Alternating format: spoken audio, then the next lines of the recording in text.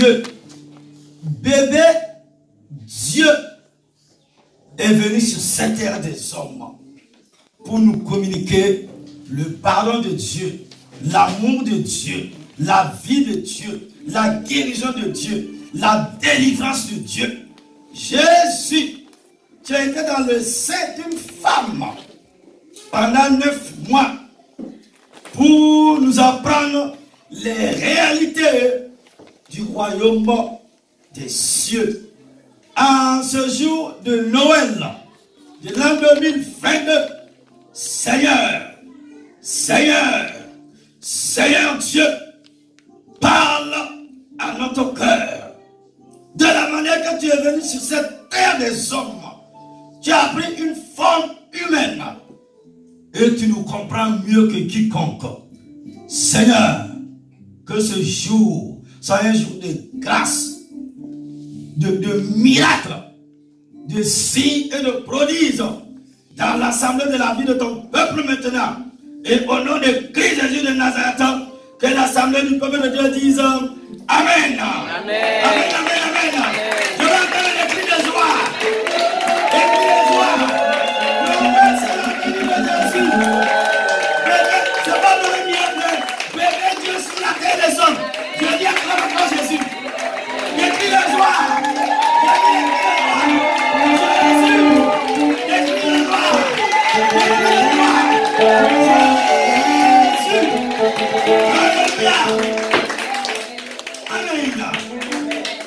Veuillez vous asseoir dans sa sainte présence et prenez vos Bibles avec moi.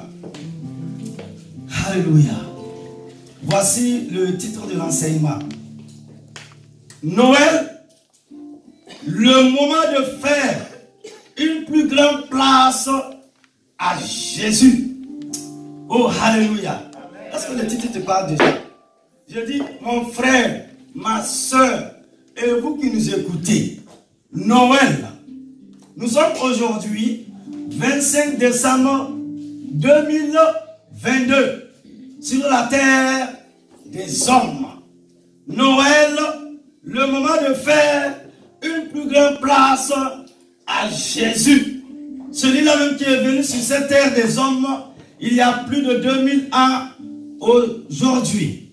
Et comme texte biblique de référence, nous lisons dans l'évangile de Luc au chapitre 2, les versets 1 à 7.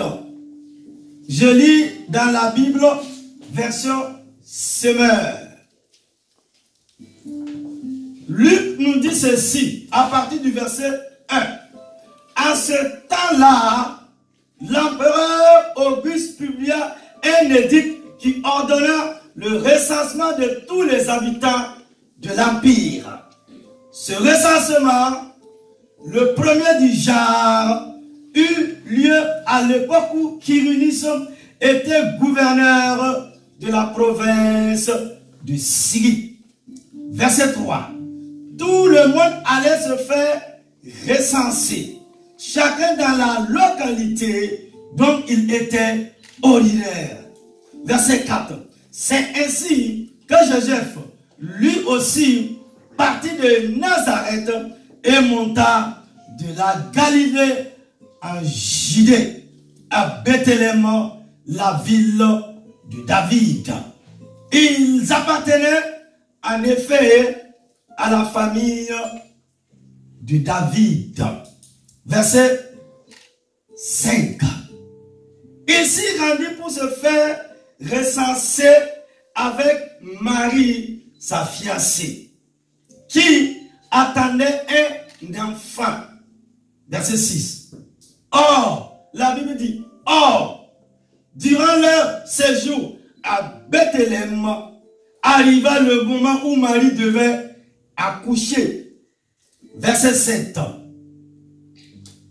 Elle mit au monde un fils, son premier né.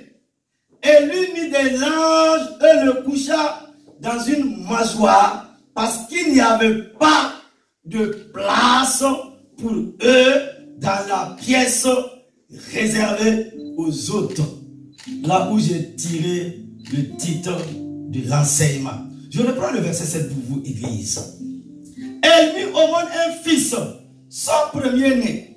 Elle lui mit des langes et le coucha dans une masoire parce qu'il n'y avait pas de place pour eux dans la pièce réservée aux autres. Je veux que tu acclames la parole de Dieu. Acclame très très fort la parole de l'Éternel. Alléluia, alléluia. Gloire à Jésus. Gloire à Jésus, gloire à Jésus. Avant de devenir officiellement une fête chrétienne, le 25 décembre a d'abord été la fête de la cité. Une fête dédiée au soleil qui marquait la victoire de la lumière sur la nuit et les ténèbres. C'est seulement à la fin du second siècle que l'on récupère et christianise cette date, celle d'une fête païenne, donc dans une église qui jusque-là ne connaissait qu'une seule fête, celle de Pâques. Et c'est enfin au IVe siècle que l'empereur Constantin impose le sens chrétien du 25 décembre comme le seul sens valable désormais. Noël est donc devenu une fête chrétienne, une date anniversaire qui a pour objet, en principe, de célébrer l'incarnation, l'insertion radicale de Dieu dans l'histoire des hommes. Célébrer la naissance de Jésus, ce n'est donc pas cocher une date qui ne peut appartenir au calendrier de notre vie, mais saisir cette opportunité pour donner toute sa place à Jésus dans nos vies et celle de nos proches. Si nous revenons à l'histoire du premier Noël, l'histoire de l'entrée de Jésus-Christ dans le monde, nous lisons quelque chose d'étonnant. Quand Joseph et Marie sont allés à Bethléem pour le recensement, il n'y avait pas de place pour eux dans l'hôtellerie. Il n'y avait pas de place pour Jésus lors de sa naissance, ni pendant son ministère public sur cette terre des hommes. On lui a trouvé une place suspendue entre le ciel et la terre sur la croix, sur ce bois infâme. Finalement, c'est lui qui nous prépare une place. Si nous lui donnons la première place dans nos vies, Église et peuple de Dieu, c'est ce que je vous propose de voir en 2 points au cours de l'enseignement de la matinée. Grand 1, sinon, premièrement, on n'a pas fait de place pour Jésus lors de sa naissance. Waouh! C'est mystérieux. On n'a pas fait de place pour Jésus lors de sa venue sur cette terre des hommes. Cela n'est pas étonnant en soi, mais c'est étonnant sur 2 plans. Premièrement, sinon, petit a, c'est étonnant sur le plan humain. D'abord, c'est étonnant sur le plan humain. Il n'est pas étonnant qu'il n'y ait plus de place dans la petite hôtellerie à Bethléem. Bethléem était un petit village sans importance à quelques 7 km de Jérusalem. César Auguste, premier empereur de l'Empire romain, avait décrété un recensement de l'Empire. Israël, sinon le peuple de Dieu, était sous l'autorité romaine.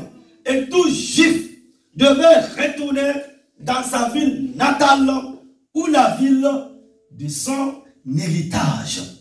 Joseph devait se faire inscrire à Bethléem, lieu de la naissance de David, 1000 ans auparavant. Parce qu'il était de la lignée de David. Marie voyageait avec Joseph. Normalement, il n'était pas nécessaire pour les femmes de payer leurs taxes en personne.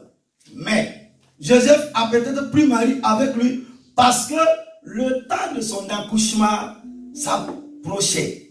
Et il ne voulait pas la laisser aux insultes de ceux qui savaient qu'elle était mariée depuis moins de 9 mois. Luc au chapitre 1, verset 56. Matthieu, l'évangéliste, nous dit que Joseph l'a prise comme épouse après une révélation par un ange du Seigneur. Mais il ne la connut pas jusqu'à ce qu'elle eût enfanté un fils. Matthieu 1, verset 24 et 25. Luc se sert du terme fiancé pour faire savoir que bien que mariés, Joseph et Marie ne vivaient pas comme des mariés et qu'elles étaient enceintes, non par Joseph, mais par l'homme du Saint-Esprit. Joseph et Marie ont marché de Nazareth à Galilée, dans le nord à Bethléem, de Judée dans le sud. C'était un voyage de 140 km. Une marche à pied environ 6 jours. Waouh! Pour une femme enceinte. 6 jours de marche. Écoutez-moi bien, église. 140 km et 6 jours de marche pour une femme enceinte. Je ne sais pas quand ils sont arrivés, ni combien de temps ils étaient à Bethléem. Mais Luc, le docteur, nous dit, pendant qu'ils étaient là, le temps où Marie devait accoucher arriva. Et elle enfante son fils premier né. Elle l'amaillota, le coucha dans une crèche. Parce qu'il n'y avait pas de place pour eux dans l'hôtellerie. Waouh! Luc au chapitre 2, versets 6 et 7 nous dit, parce qu'il n'y avait pas de place pour eux dans l'hôtellerie. Nous allons avancer ce matin. Nous allons progresser dans la révélation, dans la connaissance de la parole de Dieu. Cela n'est ni intéressant, ni agréable d'essayer de trouver un logement quand il n'y a pas de place. Il n'est pas étonnant que l'hôtellerie du petit village de Bethléem n'ait pas de place. Étant donné que le village était rempli à cause du recensement. Mais il est étonnant que personne n'ait pris pitié de ce couple, de cette jeune mère qui était sur le point d'accoucher son premier bébé. Personne n'a offert sa place. Personne n'a offert de dormir à leur place dans l'étable. Qu'est-ce que vous aurez fait si vous avez été là, ce soir-là? Je vous pose la question, femme. Les hommes, je vous pose cette question. Et vous qui nous suivez, qu'est-ce que vous aurez fait si vous avez été là, ce soir-là? Auriez-vous offert votre place?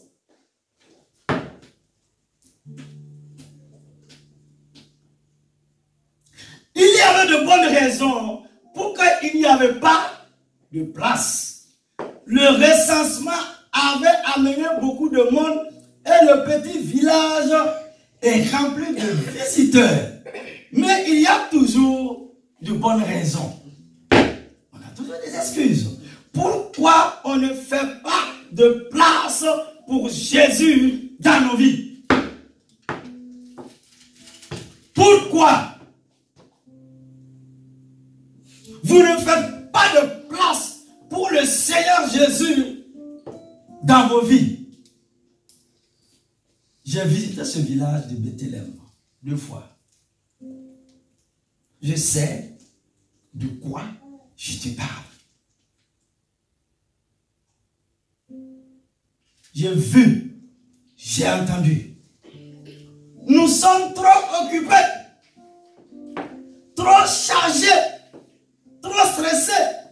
Nous avons toujours nos raisons pour ne pas donner de la place à Jésus ou pour ne pas venir à l'église. Est-ce que je parle à quelqu'un ce matin? 2. C'est étonnant sur le plan divin.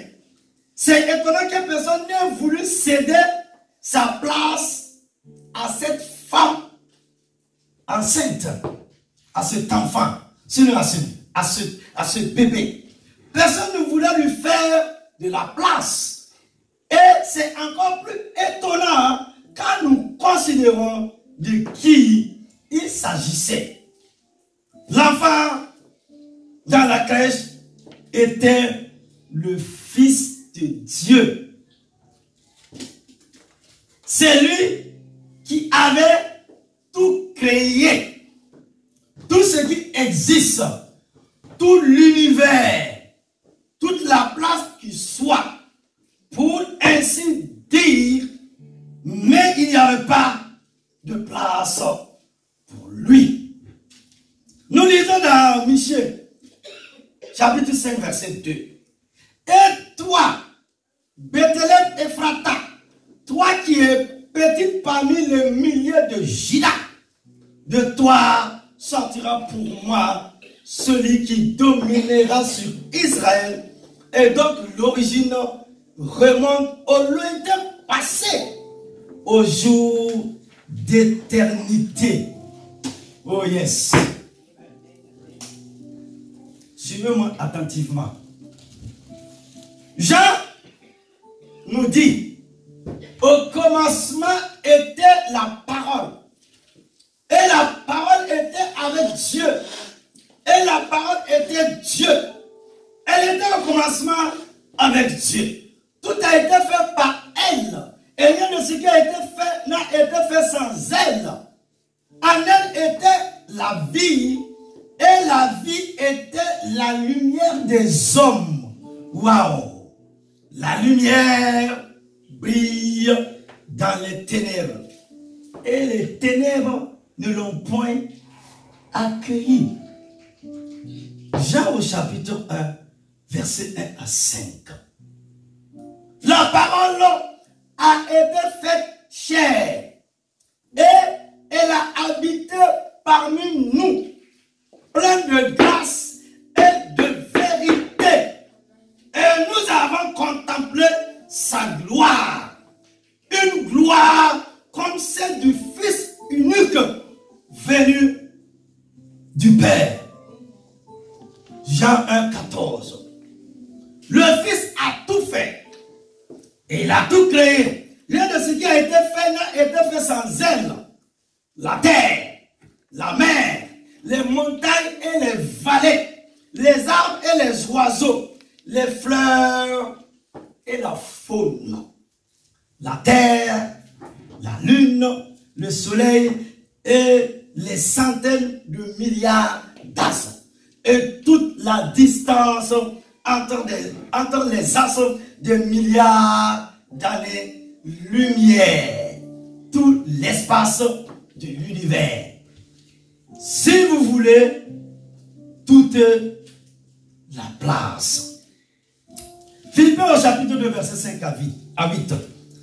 Ayez en vous la pensée qui était en Christ Jésus. Lui, Donc la condition était celle de Dieu. Il n'a pas estimé comme une proie à arracher d'être égal avec Dieu. Mais il s'est dépouillé lui-même en prenant la condition d'esclave, en devenant semblable aux hommes. Waouh! Après s'être trouvé dans la situation d'un homme, il s'est humilié lui-même en devenant obéissant jusqu'à la mort. La mort sur la croix. 2 Corinthiens 8, 9. Car vous connaissez la grâce de notre Seigneur Jésus-Christ, qui pour vous s'est fait pauvre, des riches qu'il était, afin que par sa pauvreté, vous soyez enrichis. Il était à la droite du Père, couronné de richesses et de splendeur. Il avait créé tout ce qui existe. Il a créé le ciel. Il était l'objet de la louange des anges. Le plus beau coucher de soleil n'est rien en comparaison avec la beauté de la cité céleste. La plus belle musique que vous ayez jamais entendue ne peut être comparée avec la musique du ciel. La plus grande joie que vous ayez jamais connue n'est pas dit d'être comparée à la joie qu'il connaissait dans la présence de son Père. Il était riche, sans limite. Mais il s'est fait pauvre de riche qu'il était, afin que par sa pauvreté, vous soyez enrichis. Jésus était riche. Il s'est fait pauvre pour nous enrichir. Il a quitté sa place pour venir parmi nous. Il est venu comme vie et lumière parmi nous. Jean dira, la lumière brille dans les ténèbres et les ténèbres ne l'ont pas accueilli. On ne l'a pas accueilli, on ne lui a pas offert une place.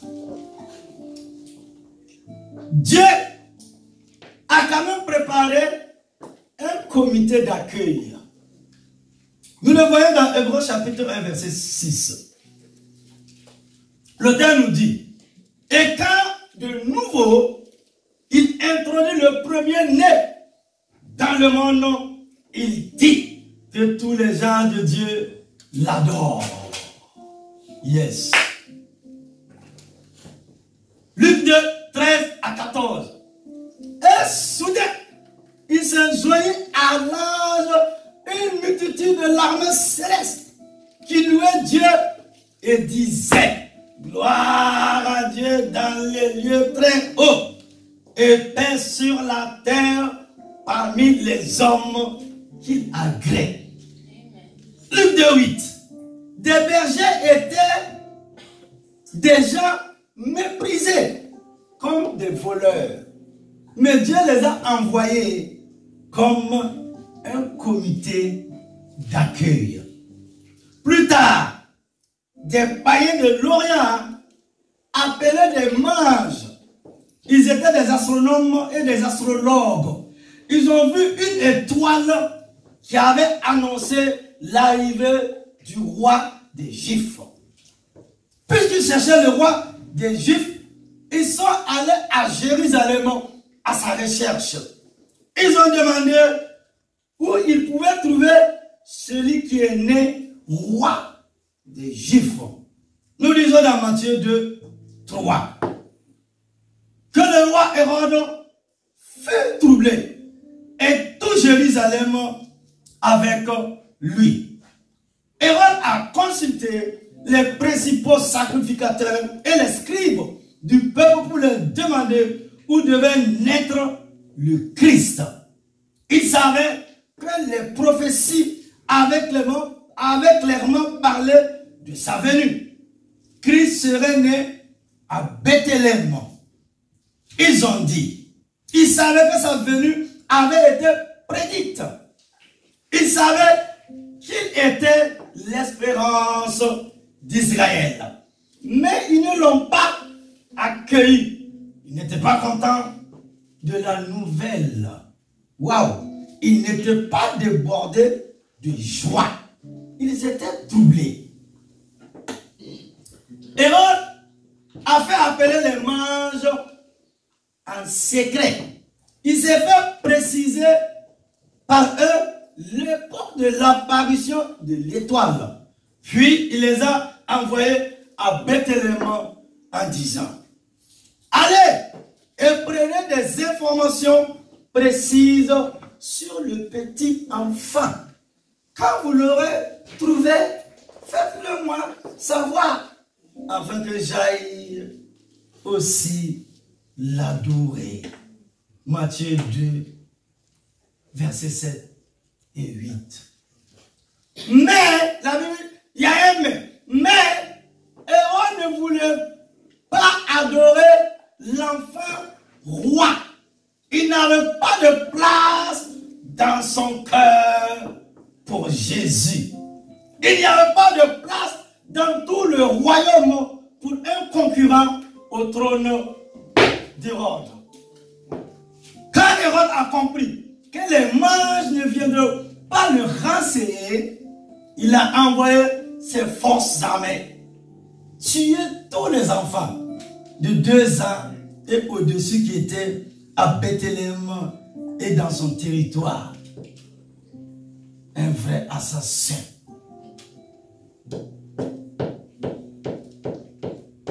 Matthieu 2, 16. Il n'y a rien de nouveau sous les cieux. Il a dit tous les bébés de plus de 2 ans là, coupez les têtes. Joseph avait été divinement averti en songe et a pris le petit enfant et sa mère. Et ils ont fui en Égypte. Waouh! Jésus est venu en Afrique. Il est venu nous visiter. Il est venu nous faire un coucou. Alléluia.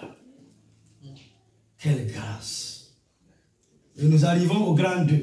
Deuxièmement, on n'a pas fait davantage de place à Jésus pendant sa vie.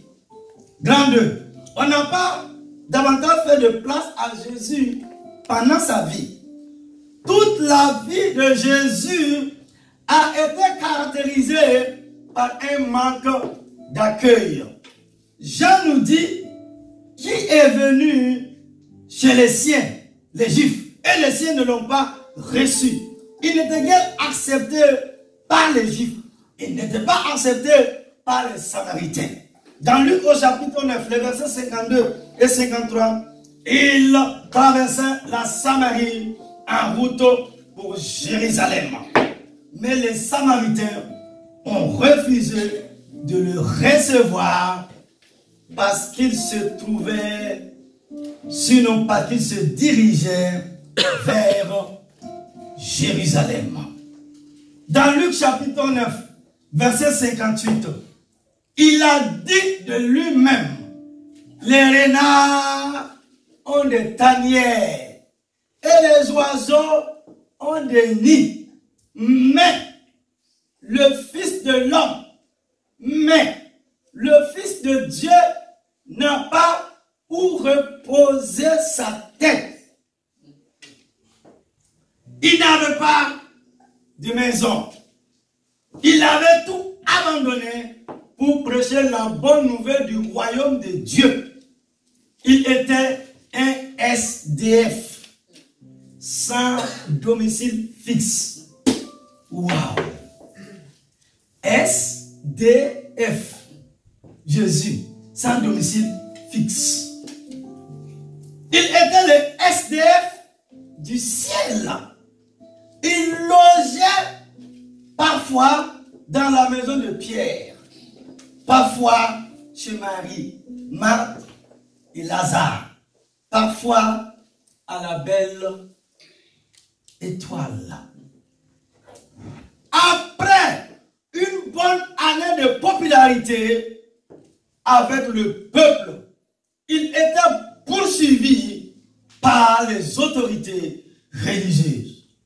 Quand les pharisiens ont appris qu'il faisait plus de disciples que Jean-Baptiste, Jésus a dû quitter la Judée. Jean au chapitre 4. À plusieurs reprises, ils ont cherché à lui ôter la vie, mais son heure n'était pas encore venue. Jean 7, 30. Ils l'ont harcelé de questions, cherchant toujours l'occasion de le tromper. Mais ils n'ont jamais remporté un succès contre lui. Un jour, vers la fin de son ministère terrestre, Jésus a appris que son ami Lazare était malade. Finalement, Lazare est mort. Retournons en Judée. Jésus dit à ses disciples, Jean 11:7, Rabbi, c'est-à-dire maître, les Juifs tout récemment cherchaient à te lapider et tu y retournes. Il y est allé. Il a appelé Lazare du tombeau. Même après ce miracle, les autorités complotaient pour le faire mourir. Nous voyons tout au long de l'histoire de Jésus que bien des gens ne lui donnent pas la place parce qu'ils ont peur de perdre leur place. Alléluia. Nous le lisons dans Jean au chapitre 11, versets 47 à 53. Alors, les principaux sacrificateurs et les pharisiens s'assemblèrent, le Sanhédrin, et dirent, qu'allons-nous faire de ce Jésus-là même? Qu'allons-nous faire? Car cet homme fait beaucoup de miracles. Si nous le laissons faire, tous croiront en lui. Et les Romains viendront nous enlever et notre lieu saint et notre nation. Les principaux sacrificateurs et les pharisiens avaient peur de perdre leur place. Certainement, il y a beaucoup de gens qui ne veulent pas faire de la place pour Jésus. Ils ont peur de perdre leur place. Ils ont peur que Jésus ne prenne toute la place. Ils ont peur des changements. Donc, ils ne veulent pas lui faire la place. Yes. Finalement, on a trouvé une place pour Jésus. Nous lisons qu'ils l'ont conduit au lieu nommé Golgotha. Alléluia. Ils l'ont suspendu entre le ciel et la terre. Là, ils l'ont crucifié. Ils ont trouvé une place pour Jésus sur la croix. Jésus avait dit dans Jean 12, maintenant, mon âme est troublée. Et que dirais-je? Père, sauve-moi de cette heure. Mais c'est pour cela que je suis venu jusqu'à cette heure. Maintenant, c'est le jugement de ce monde. Et moi, quand j'aurai été élevé de la terre, oh, alléluia, j'attirerai tous les hommes à moi. Amen. Et il disait cela pour indiquer de quelle mort il devrait mourir. Oui, ils lui ont trouvé une place, mais cette place était la nôtre. C'est nous qui avons mérité la mort, car le salaire du péché, c'est la mort. Cette séparation d'Éternel d'avec Dieu, il est venu pour donner sa vie en rançon pour beaucoup. Église. Alléluia. Luc 10, 45. Il est né pour mourir à notre place. Il m'a aimé. Oh, alléluia. Il s'est livré lui-même pour moi, dira l'apôtre Paul dans Galates au chapitre 2, verset 20. La croix était ma place. Elle était votre place. Ésaïe a dit, il était transpercé à cause de nos crimes, écrasé à cause de nos fautes. Et l'Éternel a fait retomber sur lui la faute de nous tous. Ésaïe 53, 5 et 6. Caïphe, qui avait peur de perdre sa place, a dit, vous n'y n'attendez rien. Vous ne vous rendez pas compte qu'il est avantageux pour vous qu'un seul homme meure pour le peuple et que la nation entière ne périsse pas. Dès ce jour, ils résolurent de le faire mourir. Jean 11, 49, versets 50 et 53. C'est cela la signification de Noël. Dieu s'est fait chair et a demeuré parmi nous. Jésus-Christ est venu pour prendre notre place devant Dieu, pour porter notre culpabilité, nos péchés, et pour nous orienter vers le Père éternel. Enlevez Jésus-Christ de Noël et vous ne célébrez que le 25 décembre, un jour comme tous les autres. Église, mon frère, ma soeur, j'ai une question pour vous ce matin. Faites-vous une place à Jésus dans votre vie? Hello. Oui, amen. Mon frère, ma soeur, mon ami, j'ai une question pour toi dans ce matin. Faites-vous une place à Jésus dans votre vie? Il faut dire honnêtement qu'il y a tant de choses dans nos vies qui ne lui laissent pas de place. Mais maintenant, aujourd'hui, non, comme disaient les Anglais, non, il se tait à la porte de notre cœur et il frappe. Si quelqu'un, je dis, si quelqu'un entend ma voix, dit-il, et ouvre la porte, j'entrerai sur lui, je souperai avec lui et lui avec moi. Apocalypse au chapitre 3, verset 20. À tous ceux qui le reçoivent, il donne le pouvoir de devenir enfant de Dieu. Écoutez-moi, la Bible dit, Dieu te donne le pouvoir de devenir enfant de Dieu.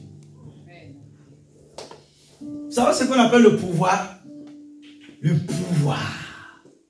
Il y avait quelques années là, quelqu'un avait chanté et dit le pouvoir. Et quand tu le voyais marcher là, yes. Quand Jésus entre dans ton cœur, mon frère, quand Jésus entre dans ton cœur, il te donne le pouvoir de devenir enfant de Dieu. C'est-à-dire fils et fille.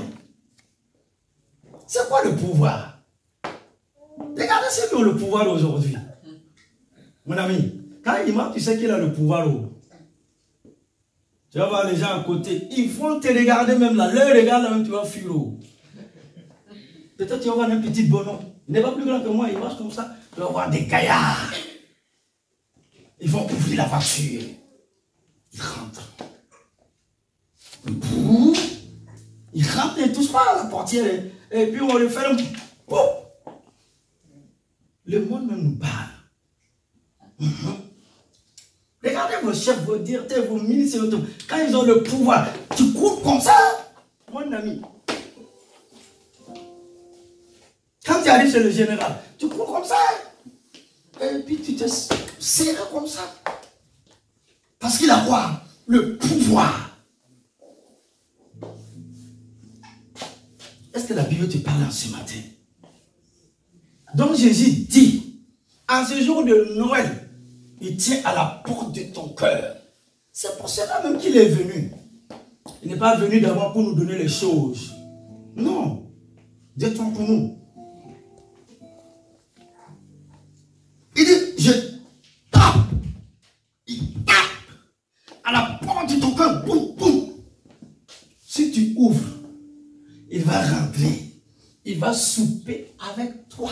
Et toi avec lui. Mais si tu refuses, tu as serré tes dents, tu as fermé ton cœur, il ne va jamais te forcer. C'est là où la souveraineté de Dieu se manifeste. Tu as le libre choix de choisir.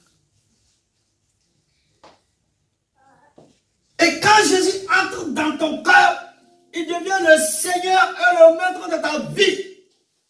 Et instantanément, sinon automatiquement, tu deviens fils de Dieu. De vous à moi. Monsieur le docteur, est-ce que le fils du roi, quand il marche dans la rue là, tu vas prendre une pierre et puis jeter sur lui? Non. Vous savez, le naturel et le surnaturel.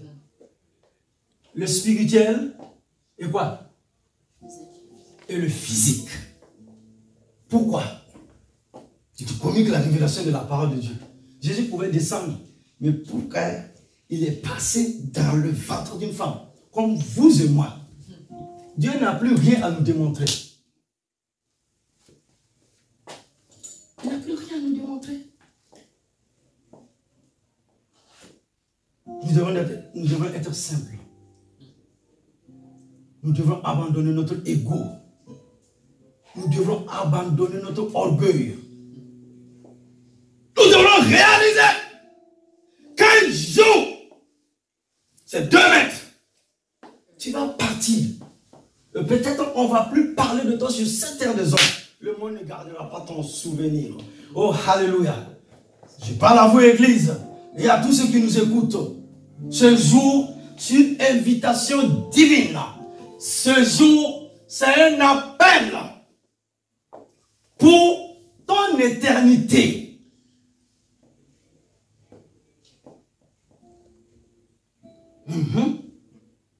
Tu vas avoir enfant de président quelque part à la défense, je ne sais pas. Pour les Parisiens. Mon ami, tu ne peux même pas t'approcher où? Vous êtes d'accord avec moi? Quand tu deviens enfant de Dieu, là, les anges de Dieu campent autour de toi. Il y a une présence, il y a une gloire de Dieu, il y a une réalité de Dieu. Et rien ne peut te toucher. C'est ça l'évangile. Tu es venu ce matin dans la maison de Dieu, dans la présence de Dieu, parce que tu as compris le sens de Noël. Là. Parce que tu es fils. Il dit tu es fils. Je dis tu es fille. Tu n'es pas esclave. Tu n'es pas les gens du démon. Non, non, non. Dieu te donne le pouvoir. Sinon, l'autorité, la puissance de devenir enfant de Dieu. Donc, ce jour de Noël, tu n'as pas à à t'inquiéter. Tu es enfant de Dieu. Et j'aime quand cette sœur dit, non, vous êtes les chouchous. Elle dit ça dans son accent. Vous êtes les chouchous de Dieu. Amen. Les chouchous de Jésus. Vous êtes la première de ses yeux. Non. Si tu n'as pas encore accepté Jésus, accepte Jésus en ce jour. Si tu as déjà reçu Jésus, marche avec lui.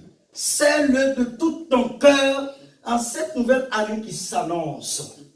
Jésus te tend la main. Jésus te donne la main. En retour de toi-même, tu dis, Seigneur, tu m'as dit, je te donne ma main. Parce que sur ce bois infâme-là, un homme a été pendu entre le ciel et la terre. Mais c'était vous et moi. Lui, il n'a rien fait. C'était pour les bandits. C'était pour les brigands. C'était pour les voleurs. C'était pour les récalcitrants. Tous ceux qui désobéissaient aux Romains, à l'empereur. C'est eux qu'on devrait prendre. Mon ami, j'ai vu Golgotha. Le souvenir de Golgotha doit nous saisir, doit nous toucher, doit nous amener à aimer Dieu. Qu'il pleut, qu'il neige, qu'il fait beau, qu'il fait pas beau. Moi j'aime Jésus, oh. J'ai mangé, j'ai pas mangé, oh. J'ai eu fromage, j'ai pas eu fromage, oh. J'aime Jésus, oh. C'est ça mon ami. Dieu nous a aimés sans condition. J'aime pas pourquoi, je ne sais pas pourquoi les gens aiment Dieu avec des conditions, avec des manières, avec des choses. Dites-moi honnêtement. C'est pas ce que la Bible dit. Paul dit, si un ange vous prêche un autre évangile que ce que je vous ai prêché, qu'il soit anathème. Tu sais ce que ça veut dire? Ça veut dire qu'il soit maudit, qu'il périsse, qu'il soit carbonisé, juste dans l'éternité. L'évangile est pur. La vérité de Dieu, la puissance de Dieu, la réalité de Dieu. L'évangile de Jésus nous amène à marcher dans la fidélité, à marcher dans la loyauté, à marcher dans l'intégrité, à marcher dans l'amour du prochain. Ta vie doit être un don à Dieu. Un sacrifice vivant. Ceux qui grandent dans la pensée du Père, sinon dans la pensée de Dieu, tu deviens une autre personne. Je prie qu'en ce Noël-là, que nos enfants ne soient pas comme nous. Amen. Je dis que nos enfants ne soient pas comme nous. Amen. Tu ne m'as pas encore compris. Amen. Si tu n'aimes pas ton enfant, tu vas me le dire tout de suite. Et on va te filmer et puis envoyer. Je dis, en ce jour de Noël, je prie que nos enfants ne soient pas comme nous. Qu'ils aient plus de révélation de Dieu. Qu'ils marchent dans le succès, dans la guérison, dans la délivrance, dans la révélation, dans l'onction de Dieu. C'est ça. Si toi, tu t'es arrêté au CEP, certificat d'études primaires, l'enfant, c'est 3-4 doctorats. Voilà. C'est ça. Sinon, mon ami, nous sommes des pères mi-saints, comme disait quelqu'un. C'est le message de Noël. La réalité de Dieu. Ma soeur et mon frère, je suis venu pour t'encourager. Je suis venu pour te parler du fond de mon cœur, mes entrailles.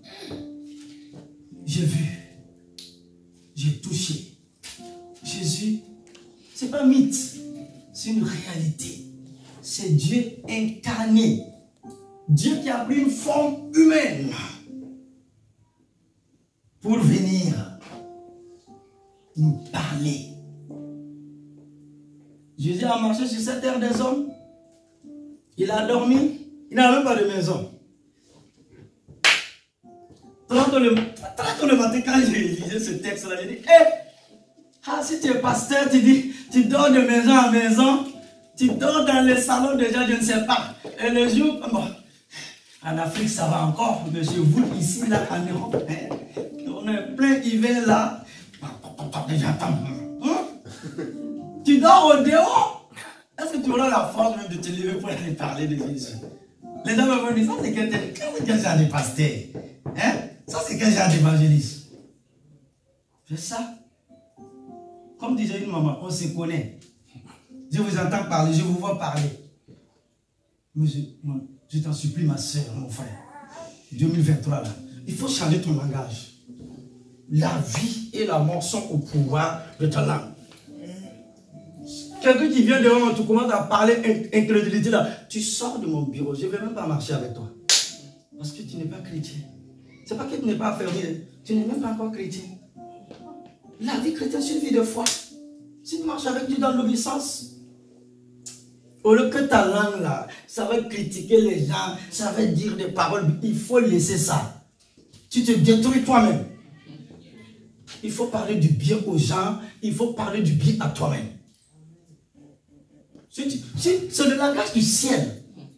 Parce que le langage du ciel là, mon frère, il n'y a pas d'impossibilité là-bas. Tout est force et puissance. L'alliance que nous allons faire avec Dieu, ce jour de Noël là, une jeune génération se lève dans l'excellence, dans la puissance de l'onction, dans la puissance de l'Esprit de Dieu, des hommes et des femmes zélés pour Dieu, des hommes et des femmes marchant avec Jésus. Laisse Jésus être ton premier amoureux. Tu m'as compris? Est-ce que tu m'as compris? Il ne faut pas laisser femme être ton premier amoureux là. Il ne faut pas laisser l'homme aussi. C'est ça mon ami. Il ne faut pas laisser bisou être ton premier amoureux. D'accord. Premièrement, au début, le bisou là c'est doux quoi. Après, quand il faut lever ta bouche là, mais ça sent. Alors que le début là, ça ne sentait pas. Yes. Je parle à quelqu'un ce matin. Détendez-vous, soyez relax. Hein? Soyez relax. Au début, la bisou. Maintenant, ta bouche là même là, tu me dis. Tu respires comme ça. Ça c'est garçon. Ça c'est femme. Il faut changer. Les hommes le disent, il faut changer. Dis à quelqu'un, il faut changer. Il faut changer. Bon, nous allons changer.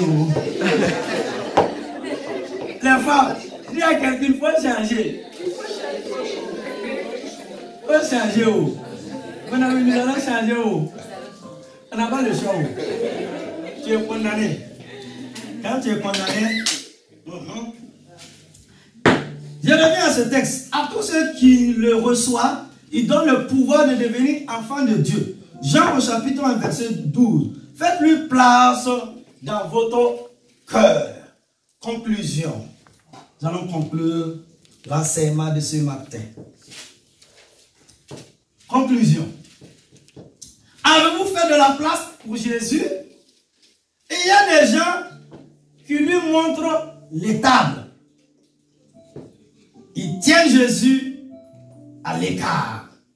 Faites-lui place dans votre cœur, dans vos pensées, dans vos plans, dans vos décisions, dans vos affections.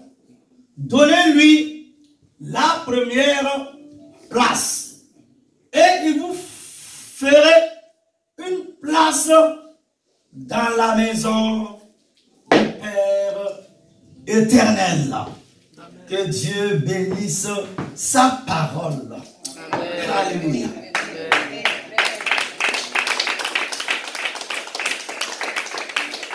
Qu'est-ce que nous pouvons retenir de cet enseignement? Premièrement, le monde n'a pas fait de place à Jésus au moment de sa naissance et au cours de sa vie. Deuxièmement, mais lui a pris notre place à la croix pour porter notre culpabilité, nos péchés et nous orienter vers le Père éternel. Troisièmement, à notre tour, dans notre cœur, nos pensées, nos plans et décisions,